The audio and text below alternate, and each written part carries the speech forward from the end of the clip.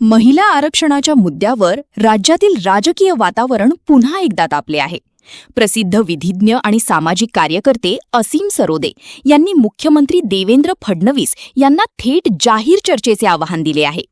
महिला आरक्षण विषयावर आमच्याशी खुली डिबेट करा, असे स्पष्ट वक्तव्य त्यांनी करत सत्ताधाऱ्यांच्या भूमिकेवर प्रश्नचिन्ह उपस्थित केले आहे. या विधानामुळे महिला आरक्षणाच्या अंमलबजावणीबाबत नव्याने चर्चा सुरू झाली आहे.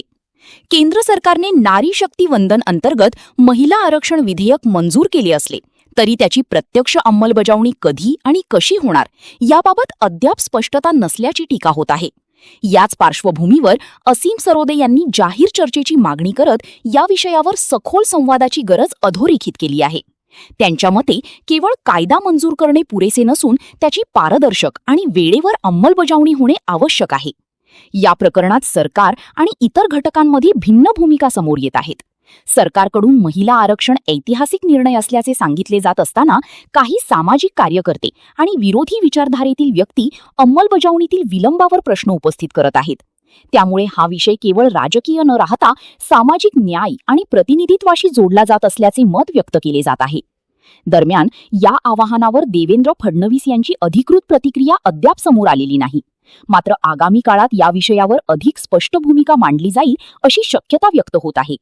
जाहीर चर्चा झाली तर नागरिकांना दोन्ही बाजूंचे मुद्दे समजून घेण्याची संधी मिळू शकते आणि महिला आरक्षणाच्या अंमलबजावणी संदर्भात पुढील दिशा ठरवण्यात ती महत्त्वाची ठरू शकते.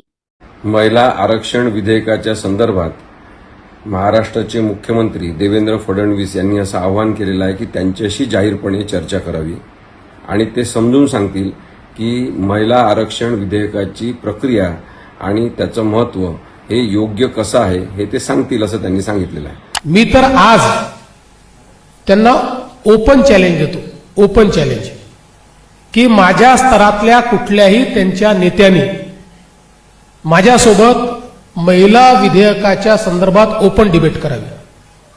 ओपन डिबेट की याच्यामध्ये काय चूक आहे, या पद्धतीत काय चूक आहे, याच्यावर ओपन डिबेट करावी.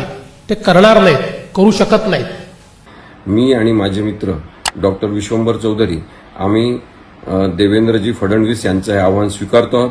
महाराष्ट्रातल्या कोणत्या शहरामध्ये, कोणत्या चौकात, किती वाजता असा जाहीर संवाद, वादविवादाचा कार्यक्रम किंवा डिबेट ते ठेवतील हे त्यांनी आम्हाला कळवावं. आम्ही महिला आरक्षण विधेयक आणि त्या संदर्भात भारतीय जनता पक्ष राष्ट्रीय स्तरावर जो खोटारडेपणा मिरवत आहे त्याचा फोलपणा आम्ही अर्ध्या तासात समाजासमोर मांडू शकतो.